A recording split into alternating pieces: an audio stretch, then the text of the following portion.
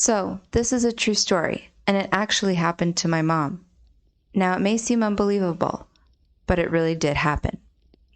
So, my mom had a loving relationship with her grandma and loved to visit her as a child until her unfortunate passing. However, strange things happened to her when she used to visit her house and to her grandma. In one instance, they were gardening together when footprints appeared in the freshly sowed soil. Another time, the toaster was painted, and she and her grandma had to chisel it all off. Another time, she saw him across the street.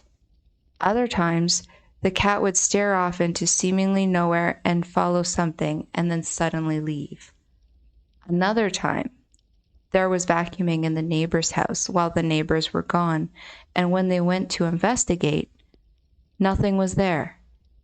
And once, there was a knife stuck into the side of the doorway. Now, all this seems really, really strange to me, and I half believed it. Until now. My mom's aunt moved into this house after my mom's grandma had passed.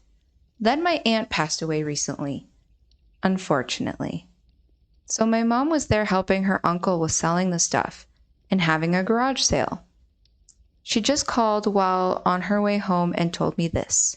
While selling some stuff, she suddenly saw this white rocking chair. There was a small boy about 10 rocking in this chair very hard. He had brown hair. So my mom walked by and said something like, "Having fun in that rocking chair?" To which he looked at her very angrily and then replied, "It's haunted." My mom laughed and said, "Really? How do you know?" And he said, "It's haunted. I can feel it." He then walked off and my mom couldn't find him. It was as if he disappeared. She asked one of the other people helping if they saw the boy, and they said no, which was reasonable since there were a lot of people there. She then asked where the white rocking chair was from, and they replied, "What chair?" So me and my sisters used to rent out a house.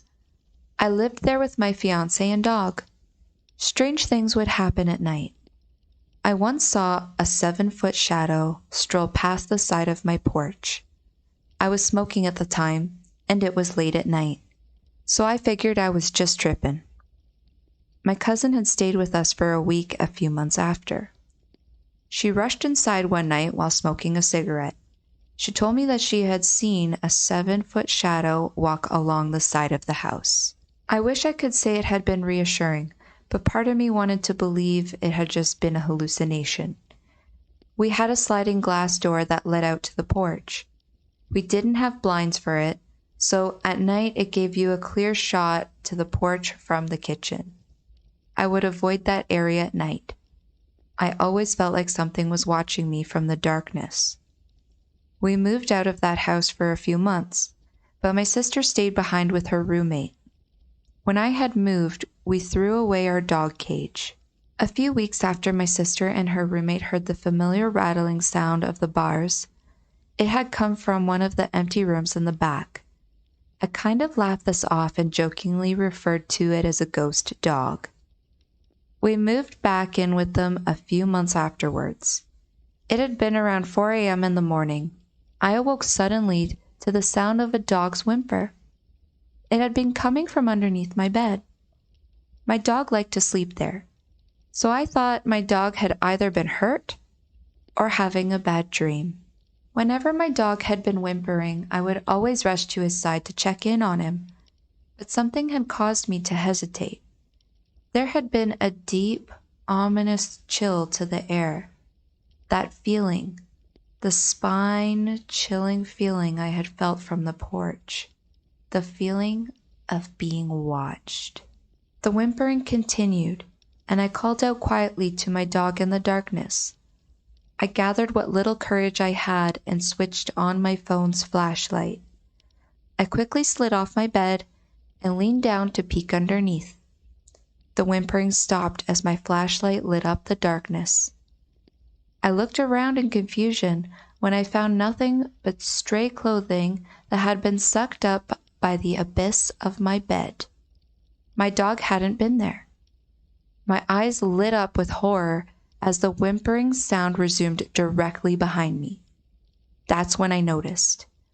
The sound had an odd, chilling tone to it. I quickly spun around to face my closet that had been wide open. I always closed it at night. Call me paranoid, but I always felt anxious when it had been left open at night.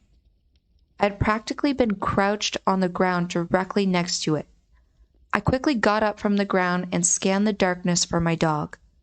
My flashlight fell upon him sleeping peacefully, curled up by my fiance's feet. He's a big dog, and my room was small. He couldn't have moved that quickly without me noticing. I wonder if whatever I had heard had been a ghost dog, or if it had been that shadow me and my cousin had saw, trying to lure me out of bed late at night.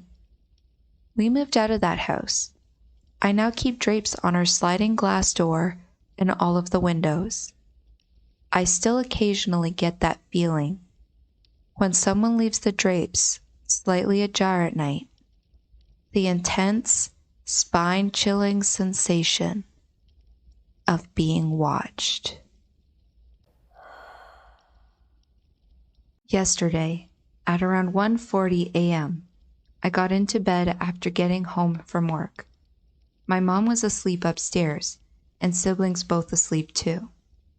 I had settled into bed and heard a loud woman crying, and it sounded much like it was coming from inside the house.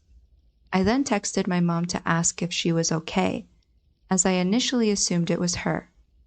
She proceeded to tell me that she was okay, sleeping, and that she heard it too.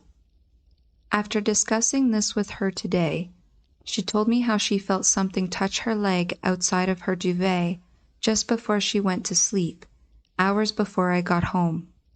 She also said that she saw 2 red lights that appeared like eyes, and after adjusting her eyes to her surroundings, she checked if the small lights on her TV and alarm clock were red. However, one is orange and one is white.